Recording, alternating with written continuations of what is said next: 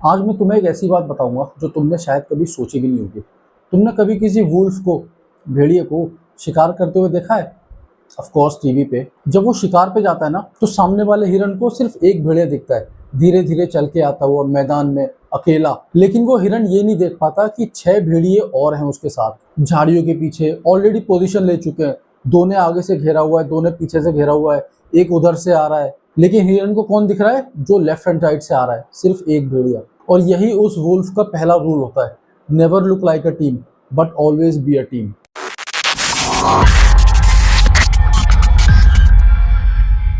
आज मैं तुम्हें बताऊंगा कि इंडिया के सबसे सक्सेसफुल लोग इस वुल्फ मेंटेलिटी को कैसे यूज करते हैं, कैसे वो इसको अपनी दिनचर्या में यूज करके इस मुकाम पर पहुंच चुके हैं। अब तुम एक बात सोचो कि दो लोग हैं जो बिजनेस स्टार्ट करते हैं सेम डे पर। उनमें से पहला, वो लिंक्डइन पे पोस्ट करता है, अपनी हर टीम मीटिंग की अपडेट डालता है, अपनी टीम के साथ लंच पे जाता है और पोस्ट करता है, पूरी दुनिया को बता रहा है कि मैं एक टीम बना रहा हूँ, मैं एक प्रोडक्ट बना रहा हूँ, हम एक्सपेंड कर रहे हैं। और सब लोगों को पता है कि उसके साथ कितनी बड़ी टीम है, कितने लोग उसके साथ काम कर रहे हैं और उसका क्या प्रोडक्ट है। और वहीं एक दूसरा बंदा जो चुपचाप अपने बिजनेस पे काम कर रहा है, वो किसी को नहीं बता रहा कि उसकी टीम कितनी बड़ी है, वो कोई अपडेट्स पोस्ट नहीं कर रहा जब तक बहुत एब्सोल्युटली नेसेसरी ना हो। लेकिन उसके पीछे उसके ट्रस्टेड एडवाइजर्स हैं, उसकी एक ऐसी टीम है जो उसके कहने पर कुछ भी कर जाएगी। एक उसका लॉयल कोर ग्रुप है जो वो कभी पब्लिक नहीं करता। जब वो दोनों साथ में किसी एक डील के लिए कम्पीट करते हैं, तो जो दूसरा बंदा है ना, वो हमेशा जीत जाता है। क्यों? क्योंकि पहले बंदे के बारे में सबको सब कुछ पता है कि उसके पास कितने लोग हैं, उसका क्या प्रोडक्ट है, उसकी क्या टीम है, उसकी क्या स्ट्रेटेजी है, तो उसको प्रेडिक्ट करना बहुत आसान है। लेकिन जो दूसरा बंदा है, उसके बारे में किसी को कुछ नहीं पता।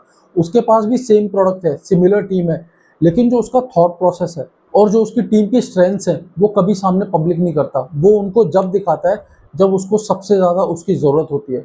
और जब डील क्रैक करने की बारी आती है, तो पूरी टीम एक साथ आ जाती है और तब पता लगता है कि ये बंदा, इसमें कुछ दम है। अब इसको हम बोलते हैं स्ट्रेटेजिक इनविजिबिलिटी। जैसे वुल्फ होते हैं, जैसे भेड़िया होता है, वो हमेशा पैक में शिकार करते हैं, सबको पता है। लेकिन जब वो अपने शिकार को फंसाते हैं ना, तो सामने एक या दो, सिर्फ ये दो वुल्फ दिखाई देते हैं, बाकी के 6-7 नहीं दिखाई देते। वो इधर उधर छुपे होते हैं और अपनी अपनी पोजीशन लिए होते हैं। उनको पता है कि हिरन किसी भी जगह से भागेगा, किसी भी तरफ भागने की कोशिश करेगा, मेरे दो वुल्फ बैठे हैं, वो उसे पकड़ लेंगे और उसका शिकार कर देंगे। इसी को बोलते हैं स्ट्रेटेजिक इनविजिबिलिटी। कि बेवजह अपनी पावर दिखा के कोई फायदा नहीं है।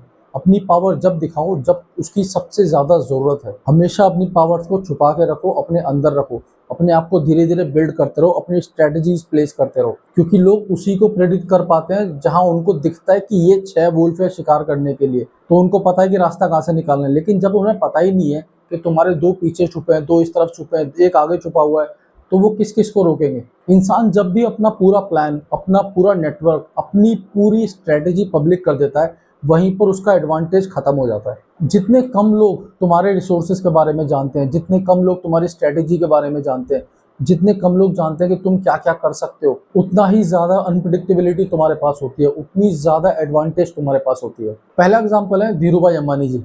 धीरू भाई अंबानी के अर्ली रिलायंस के डेज उठाकर देखो तुम, उन्होंने कभी अपना पूरा नेटवर्क, ट्रेडर रिलेशनशिप, मिल ओनर्स, इवन गवर्नमेंट कॉन्ट्रैक्ट्स कभी भी पब्लिकली डिस्प्ले नहीं करे। कॉम्पिटिटर्स को लगता था कि यार ये तो छोटा सा ट्रेडर है। और जब तक लोगों को अंदाजा हुआ कि उसके पीछे कितना बड़ा नेटवर्क खड़ा हुआ है, धीरू भाई अंबानी ऑलरेडी रिलायंस को एक मुकाम तक पहुंचा चुके थे। और रिलायंस ऑलरेडी इंडियन मार्केट में डीपली स्टेब्लिश हो चुकी थी, क्योंकि उनका पैक पीछे था, उनके भेड़िए पीछे खड़े हुए थे और दुनिया को दिखते थे सिर्फ एक या दो। इसलिए उनको प्रेडिक्ट करना बहुत मुश्किल था। और आज हम सबको पता ही है कि रिलायंस कहाँ पर है। एक और इसका दूसरा लेयर है, उसे कहते हैं सिलेक्टिव रिवील। यानी कि लोगों को उतना ही दिखाओ जितना तुम दिखाना चाहते हो, जिससे उनको तुम्हारे बारे में एक अंदाजा हो जाए। उनको उतनी ही चीजें पता लगने दो जितना तुम चाहते हो कि वो तुम्हारे बारे में सोचे। जैसे कि वुल्फ अपने पैक का साइज कभी भी एक बार में रिवील नहीं करता। वो कभी 2 आते हैं, कभी 3 आते हैं, कभी 4 आते हैं। लेकिन जब शिकार का टाइम आता है ना, तब उस हिरन को पता लगता है कि यार ये तो 15 है, एक साथ आके मेरे ऊपर टूट पड़े हैं। तब उसके पास निकल के जाने का कोई रास्ता ही नहीं होता। इसे कहते हैं सिलेक्टिव रिवील। अपनी ताकत उस टाइम पे दिखानी चाहिए जिस टाइम पे सबसे ज्यादा डिसाइसिव मूवमेंट होता है, जिस टाइम उसकी सबसे ज्यादा जरूरत है। तब तक फर्जी शो ऑफ करके कोई फायदा नहीं ब्रो। जो लोग अपना नेटवर्क, अपना प्लान, अपना नेक्स्ट मूव हमेशा पब्लिकली बोलते रहते हैं ना, वो लोग अपना सरप्राइज एलिमेंट खो चुके होते हैं। तो तुम्हारा कॉम्पिटिटर तुमसे डरना बंद कर देता है। तुम्हारे कॉम्पिटिटर के अंदर तुम्हारे लिए खौफ होना चाहिए, डर होना चाहिए।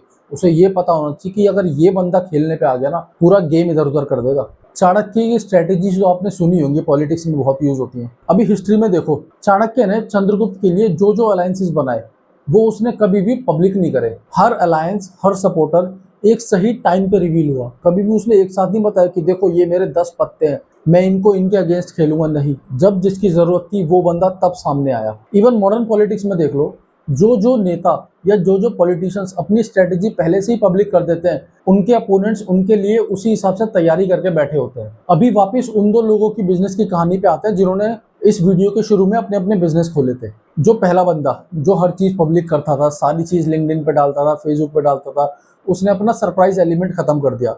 लोगों को पहले से पता था कि वो क्या करने वाला है, या उसके जो भी पोस्ट है या वो जो भी काम कर रहा है वो किस डायरेक्शन में जाने वाला है। सो जो भी उसके एक्चुअल अपोनेंट थे, जो उसके एक्चुअल कंपेटिटर थे, वो पहले ही उसकी स्ट्रेटेजी के लिए तैयार रहते थे। और जो दूसरा बंदा था जिसने अपना पैक इनविजिबल रखा, जिसने जरूरत आने पर अपने पत्ते एक एक करके खोले, सारे इक्के एक साथ नहीं खोल दिए, इवेंचुअली उसे वो हासिल हुआ जिसे हम जीत बोलते हैं। अब देखो, अगली बार तुम्हारे पास अगर कोई एडवांटेज हो ना, कोई रिसोर्स, कोई प्लान या कोई कनेक्शन, टेस्ट करके देखो कि कितना रिवील करना इस मोमेंट पे जरूरी है और कितना जरूरी नहीं है। बचपन में टॉफी तो खाई होगी ना, उस टॉफी को रैपर से निकाल के फर्श पे रख दो तो 50,000 चींटियां उस पर चिपक जाएंगी, उसको खाने लगेंगी। लेकिन अगर उसी टॉफी को तुम रैपर में लपेट के नीचे रख दोगे ना, तो एक भी चींटी उस तक पहुंचती नहीं है। This is a real life truth. People only destroy what they can see. अगर उनको पता ही नहीं है इसके अंदर क्या है, अगर उनको पता ही नहीं है तुम्हारे अंदर क्या है, तुम्हारा नेक्स्ट मूव क्या है, तुम आगे क्या कर सकते हो, तुम्हारे क्या रिसोर्सेज है या तुम्हारे क्या प्लान्स है, उनके पास कभी कोई तरीका ही नहीं होगा तुम्हें तोड़ने का। उनके पास कभी कोई ऐसी बात ही नहीं होगी जो वो तुम्हारे अगेंस्ट यूज कर सके। और तुम्हारे पास हमेशा एक इनविजिबल एडवांटेज रहेगा, क्योंकि तुम तो लोगों को नोटिस करते हो ना, और तुम्हारी स्ट्रेटेजी ऑलरेडी तैयार है सबके लिए। लेकिन लोग तुम्हें बहुत अनप्रिडिक्टेबल समझेंगे, तुमसे डरेंगे और तुम्हें कभी हल्के में नहीं लेंगे। इस बात को हमेशा याद रखना।